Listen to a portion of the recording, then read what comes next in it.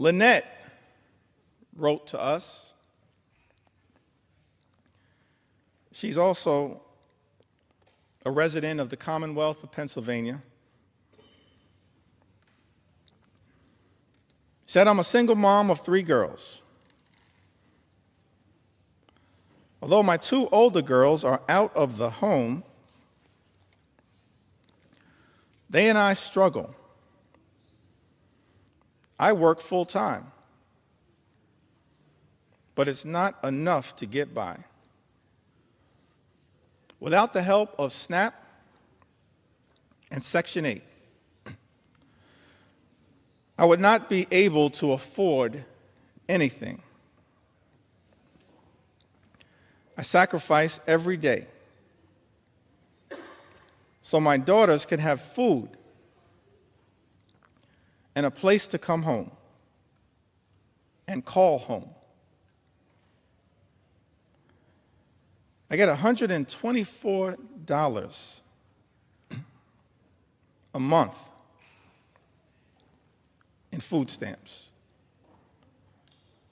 $124 a month in food stamps, which isn't enough as food prices keep going up. With the little help I do get from the government, I am grateful and blessed. Last year, I passed out after a church service and was rushed to the hospital.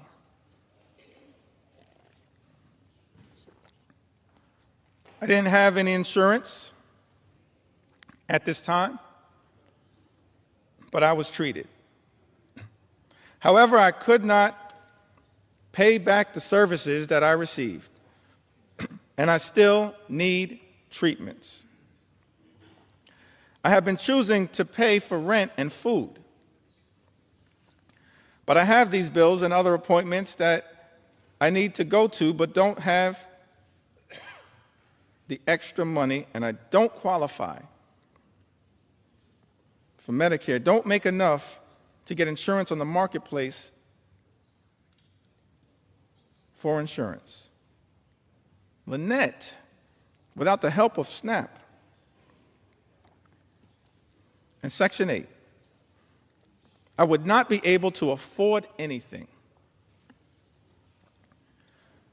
Mr. Speaker, Lynette resides in Pennsylvania's 7th congressional district, a district represented by our colleague, Congressman Ryan McKenzie. This reckless Republican budget that we are debating right now on the floor of the House of Representatives tears people down. This reckless Republican budget is an immoral document, and everybody should vote no against it because of how it attacks children and seniors and everyday Americans and people with disabilities. This reckless Republican budget is an immoral document.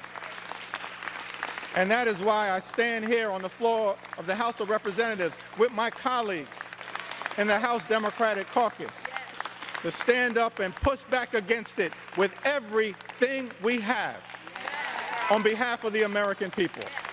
In the spirit of John Lewis, show up, stand up, and speak up for what we know is right.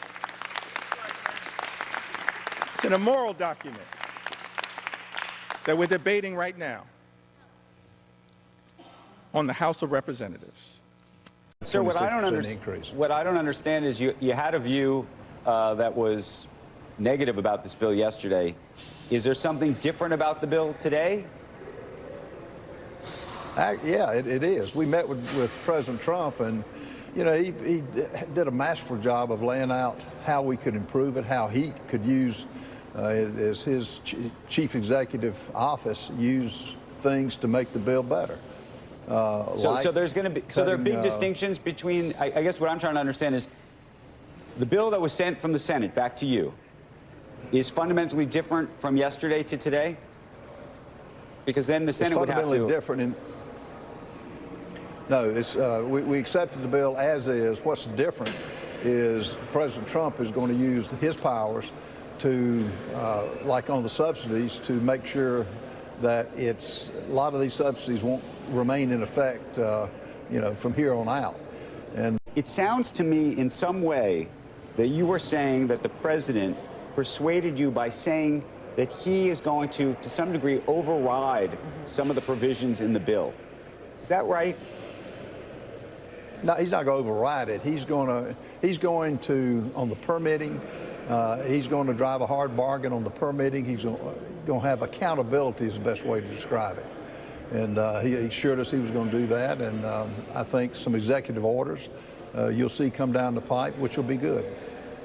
But also remove subsidies on wind and solar, correct? The ones that are currently in the bill. No, he didn't. He can't remove them. He's just those that, you know, they had timelines for these, and we couldn't alter that. The Senate actually made it longer. So what he's going to do is use his powers as chief executive to make sure that the companies that apply for solar credits, as an example, he's going to make sure that they're doing what they say, and when they say they've started construction, he's going to make sure they've done that. Right. Congressman, I want to thank you for joining us. I want to wish. It's extraordinary to me that as a result of this one big ugly bill, this all-out assault on health care in this country, millions of people are going to lose coverage, thrown off of health care, set in motion a chain of events where hospitals will close, nursing homes will shut down, people unable to get the care that they need to live a life of dignity and respect. And that as a result of the all-out Republican assault on health care in the United States of America, people will die. Tens of thousands, perhaps year after year after year, as a result of the Republican assault on the health care of the American people. I'm sad. I never thought that I'd be on the House floor saying that this is a crime scene. And House Democrats want no part of it. No part of it. It's a crime scene. Going after the health and the safety and the well-being of the American people. And, Mr. Speaker, we want no part of it, which is why we're fighting so hard to stop it. Yeah, and that growth is badly needed right now with, in fact, weaker than expected jobs numbers yesterday. We were awaiting the jobs numbers this morning for the month of June. Secretary, how would you assess the jobs picture right now, and what would the big, beautiful bill do in terms of creating new jobs in the second half of the year and into 2026? Maria, you know, as I've said, there was always going to be a transition period from the Biden era of big government spending into the Trump era of efficient private sector Main Street growth, and we're seeing that here. So I would expect third, fourth quarter, we are going to see a substantial acceleration led by Main Street in wages, in business formation, in capital investment. I want to get your take on the trade deals, Secretary, because, of course, next week, the July 9th pause is going to be expiring. Is President Trump planning on extending the pause on those tariffs, the reciprocal tariffs, next week when the expiration happens on July 9th? Maria, I'm not going to get out ahead of the president because, you know, he has created maximum negotiating leverage for the trade team, and, you know, he will decide. But I would warn any of these countries that think that they can drag this out to be careful, because, you know, they could cantilever back up to the April 2nd the reciprocal tariff rate.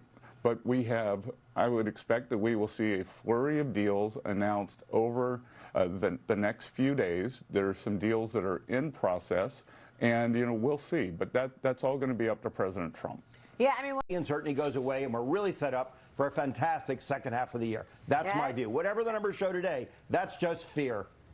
Okay, fantastic second half of the year. And Cheryl, that's basically what the Treasury Secretary told us with his prediction of 3% plus growth. Right, and that is the offset, of course, of the big, beautiful bill, and those are the forecasts. But also, if you look at what's happening within the economy, you do see growth. Yes, we're seeing more layoffs. We're seeing government workers now. Applications are up 150% for government workers. That's the Doe story. But at the same time, you are seeing a lot of, Hold on. I'm going to get the number. Hold on. Cheryl, Back to you get Maria. the number. Mark Tepper, I want to get your take on all of this because we're waiting on the market's reaction to this jobs number. And we're seeing stocks soar here with the Dow Industrials now at the highs of the morning up 114 points. The NASDAQ is up 65, S&P 500 higher by 16 as the June jobs report is coming out right now, hitting the tape. And Cheryl's going to have those numbers. But certainly immediately we did see. Cheryl, what's the number? Yeah, listen to this. 147,000 jobs on non-farm. That is well above the estimates of 110,000. The unemployment rate went down to 4.1%. The expectation was it was going to tick up to 4.3%. As for manufacturing jobs, down 7,000. We were looking for a loss of 5,000. Private sector payrolls, 74,000. That is below the expectations in the private sector. That kind of tracks with what we saw with ADP earlier this week. 105,000 was expectation for private. We came in at 74,000. Average work week down 0.1%, 34.2 hours there. And again, average hourly earnings up just fractionally there. But again, it really is, it's about that crossing number of the non-farm jobs picture. Let me tell you what. The American people are watching this. They know the theatrics and the lies, and they're sick and tired of the lies. They want hope and optimism. That's what Donald Trump ran on, is to say there is a better America. You don't have to have 4 years of malaise under Joe Biden where inflation's high, gas prices are high. You can't even fill up your grocery cart. Crime's out of control. Illegals are running rampant, millions a year. We finally are fixing those problems, and this bill really delivers on the rest of those promises to get this country back on track, to bring hope back to people who want to control their own destiny. Democrats will stand in the way. That's why they're a party of the past. That's why they're a party of failure and socialism. Americans have rejected that. Campaign, and I would encourage your listeners, if you want to join our organizing efforts to hold Republicans accountable throughout the country, text ACTION to 43367. ACTION to 43367 to join our organizing summer campaign. We're going to turn up the heat, make sure Republicans are held accountable for their disastrous vote on this bill, and make sure that we're putting ourselves in a position to win back the majority in the U.S. House of Representatives, in the U.S. Senate, and elections up and down the ballot next year. Look, this is a critical time for our party. More importantly, it's a critical time for this country, and the Democratic Party is the only thing standing in the way of this full-on authoritarian regime having an unimpeded path to do whatever the hell they want to inflict more pain and damage in this country. You know, it probably has too much salt, not enough pepper. There's some small gambling issues in it that can be corrected, but I don't think that this is the vehicle to correct it. Overall, there's no poison pills in it. If you're a fiscal hawk on one side, you know, you're probably not satisfied. If you're moderate on the other side, you're not satisfied. Right. So overall, I think this is the best we can do at the moment. Best you can do it. And it's Ali Vitale. I hear the point that you're making, and I actually agree that the issues within this bill really dovetail nicely with where Democrats seem to be finding success on messaging. Concepts like affordability and health care have been good for y'all in the past, not just recently in the New York City mayoral race. But I also can't help but think about the way that, you know, political gifts were talked about back in 2016 when I had Hillary Clinton staffers saying to me, Trump is a political gift, and we saw the way that that turned out. So how can advocates who have been worried about the Democratic messaging and the way that y'all relate to voters, how can you assuage them at this point when gifts have been squandered in the past? Well, you know, I think it's a fair point, Ali, but let me just tell you, this is the most unpopular piece of legislation that we've seen in over a half of a century, right? And, you know, look, we're not underestimating Donald Trump. I think people underestimated Donald Trump before. We didn't, a lot of folks in our party didn't believe how bad he was going to be as president. And sure enough, you know, I think the difference now is, you know, all of those independent voters and Republican voters who voted for Donald Trump are having deep buyer's remorse because he said to them on day one that he was going to improve their lives. He was going to strengthen their communities. He was going to make their lives more affordable and help them actually climb the economic ladder and achieve success for their family. He hasn't focused one bit on that. And this is an opportunity for the Democratic Party to expand our coalition, to bring people back into our party, back into the conversation by fighting for them. And I'll tell you right now, we're not going to squander that opportunity. I think you see the unity amongst Democrats throughout the country and fighting back against this bill, and certainly making sure that we're positioning ourselves to win. You know, look, don't make no mistake about it. The Democratic Party, we're here to fight, we're here to win, and we're here to make sure that we actually give American people a sense that their better days are ahead of them, and that this bullshit bill that they see right now in Congress, that's not going to happen if you put Democrats back in power. I really wish that what some Republicans say in private could become public, because it's always, you know, in whispered, hushed tones, I don't agree with Donald Trump. I don't think this is good legislation. I'm concerned about deficit and debt. But then they always look around and say, shh, don't tell anyone that I said that. The reality is, so many of my Republican colleagues are deathly afraid of Donald Trump. Just yesterday, or I'm losing track of what day it is now, but maybe about 36 hours ago, there was a markup in the Rules Committee, and you had a couple of self-described fiscal hawks on the Republican side vote against this legislation because of its massive increase in the deficit and debt. Well, now here they are about to vote for the bill, even though not one word of the bill has changed. They call it the Freedom Caucus, the HFC. Really, I think it stands for the House Folding Caucus. Reported that factories are having trouble filling 400,000 open jobs right now. This morning's report also shows manufacturing jobs were down another 7,000. You know, why do you think that is, and how do you solve it? Well, that's been the focus of President Trump through the executive order. 1 million active apprentices across this country. I have been on the ground over the last 2 weeks talking to many of the American employers, many American workers on what's important to them. It's just that quarter turn, as I've mentioned, in upskilling and reskilling to make sure that we can focus on that. It's going to take some time. There's no doubt in my mind, but we're hearing on the ground the positivity, the certainty that this is all working for the American worker. I couldn't be more proud to be on the ground and talking to these businesses. We're seeing the change, the sea change, and we'll lean into this executive order and get those apprentices ready to go for the president so those manufacturing jobs do continue to move forward in a positive light. The irony is that because this jobs report is stronger than was expected, the chances of the Fed cutting rates this month has basically disappeared. We'll think about September, maybe not September. So you're keeping rates higher for longer, unfortunately, because of this strong jobs report. Well, certainly the economists, 66 out of 67 got it wrong. You know, Americans are not buying what the media is telling them. They are seeing what's on the ground. They're seeing those investments. They believe in each other. They believe in their communities, and we're going to continue to lean in for that. And the president will take the charge on these Fed rates and see exactly where we need to be. Very good. We'll leave it there. Madam Secretary, thank you so much for joining us this morning. Thank you so much, Ashley. We'll talk to you soon. All righty, great. All right, now And in the second paragraph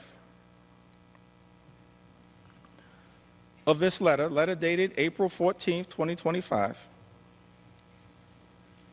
Mr. Speaker, these 13 members of the House Republican Conference make this extraordinary representation.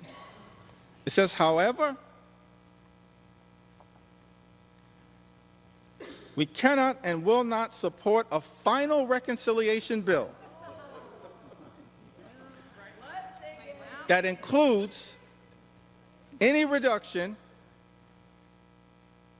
in Medicaid coverage for vulnerable populations. This bill represents the largest cut to Medicaid in American history. It will devastate vulnerable populations all across America. And so the reality is, all 212 House Democrats are going to stand up and protect the health care of the American people. We're going to protect the Medicaid of the American people against this assault on vulnerable communities. And I'm looking forward to all 13 of you joining us to protect the health care of the American people that you represent. That's the promise, Mr. Speaker, that your Republican colleagues made in this April letter. What's changed? We're looking forward to all 13 Republicans in this letter joining us to protect the Medicaid of the American people, while also unleashing the potential of U.S. energy producers, manufacturers, and workers. In other words, every single one of these signatories, Jen Kiggins, Brian Fitzpatrick, Juan Ciscomani, Nick LaLota, Mike Lawler, Andrew Garbarino, Don Bacon, Mark Amadei, Gabe Evans, Young Kim, David Valadeo,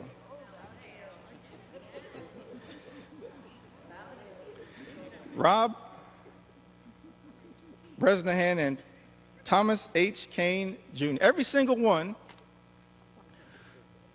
of these signatories voted for a House bill that undermined the clean energy economy, noted that it would hurt their own constituents, voted for the bill anyway, and then begged the Senate to make a difference. That's not how we should be legislating in the United States House of Representatives.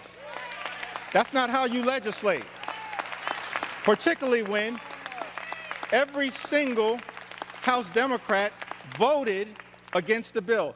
It left the House, limped out of the House by a single vote. So every single signatory on this letter could have stopped the bill that you yourself, Mr. Speaker, indicated the signatories of this letter damaged the very thing they claim to be fighting for. I'm confused, perplexed, flummoxed at what the heck is going on. Extraordinary. Congressman Brian Fitzpatrick wants a briefing from the administration on the decision to pause defense shipments to Ukraine. And we've just heard, Senator, that Donald Trump will be speaking to Vladimir Putin in about 10 minutes from now, reportedly planning to speak to Zelensky of Ukraine as well tomorrow. What's your position on this? Should we be sending more weapons to Ukraine? Ukraine is our ally. Russia is an adversary. We have supported Ukraine. Congress is behind Ukraine. We've also asked to find out what the rest of the story is. We think the president will share that with us. We're looking forward to finding out what his plan is. I believe that he will support Ukraine. He doesn't want to do to Ukraine what Biden did to Afghanistan. So I think he understands who the good guys are in this particular thing. And he just doesn't want to see the war go on any longer than it absolutely has to. I agree with him. Let's get to the peace agreements. Yeah. But Ukraine is our ally. Mr. Speaker, 16 members of the House Republican Conference, who just a few days ago made clear on the record that they will not support devastating cuts to Medicaid.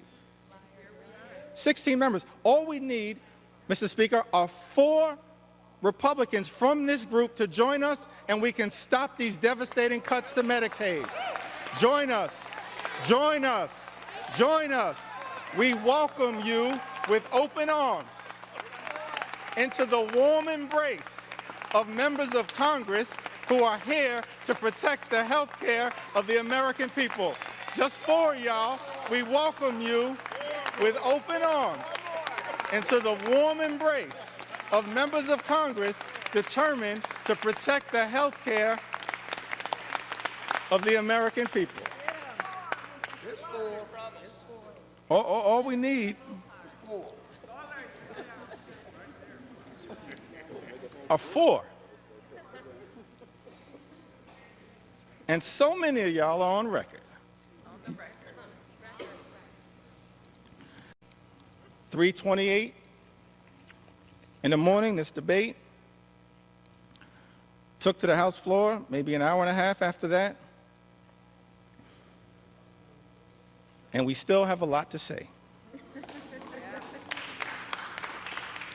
On behalf of the American people. For such a time as this,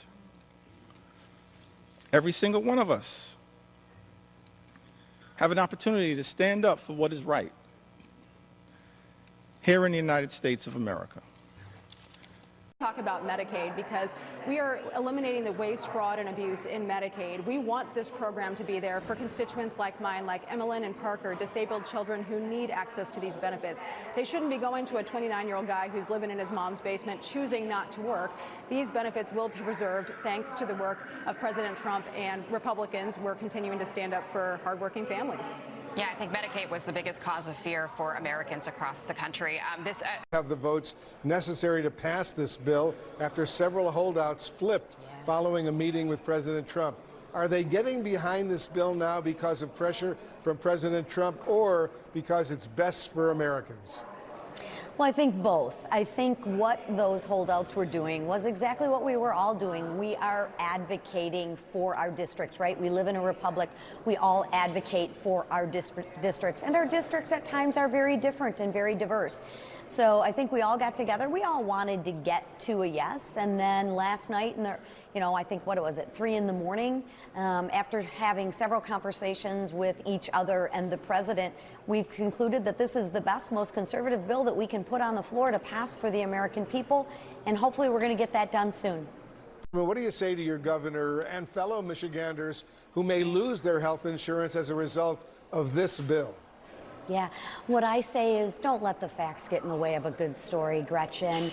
Let's take a look at the facts. We expanded Medicaid, right? If you are able-bodied, Medicaid was never put in place to be a long-term solution for able-bodied people to work. Also, Gretchen, let's clean up our rolls. Let's clean up and make sure that we are rooting out the waste, the fraud, and the abuse. That is a good thing to make sure that the people need it most. But I do agree with her on this. I have listened to my constituents, and my constituents applaud us for what we're doing. My constituents want to work. They want to make sure that their disabled child is receiving Medicaid and doesn't have to stand in line behind an able-bodied person. So we do agree on with each other on that. But are you also comfortable with millionaires getting additional tax breaks? Listen, I believe that everybody, whether you're middle income, upper income, it doesn't matter. I believe people are better stewards of their money than the federal government. The federal government is not efficient. It is not effective with taxpayer dollars. Hence, we're $36 trillion in debt, right? I believe in people. I believe that we shouldn't give the government a pay raise. I actually believe we should give people a pay raise. And that's the difference in the strategy between the Democrats and the Republicans. In there, what are the risks in doing this, do you think? Well, look, obviously, in the State Department, we're in the business of diplomacy. That is the Department of Defense and the White House. Implementing the president's vision when it comes to America first, what advances America's policies, what the president envisions is important. And that, of course, is supporting our allies around the world. Israel is one of those allies. And these are the kinds of decisions that we have with the one guiding hand in this nation, which is President Trump. And obviously, with the condition of the world, his approach of diplomacy has worked in a number of areas when it comes to not just ceasefires, but peace agreements, et cetera, like with the DRC and the Congo. I mean, there's an important dynamic there, but also when it comes to the emergence of a new Middle East after our action regarding Iran. So ultimately, what the president decides and what America does is going to be best for America, and then, of course, ultimately best for the world. Talking of Iran. And Leader Jeffries is sharing that so that Republicans can stare in the face their hypocrisy. I mean, these are people who are phonies. They've faked that this entire time that they were, had concerns and that they were going to vote against the bill. And of course, they caved like a cheap suit every single time because they are essentially a cult. They care more about power than they do about taking care of people. Ran for a different reason than Democrats did, for sure. Congresswoman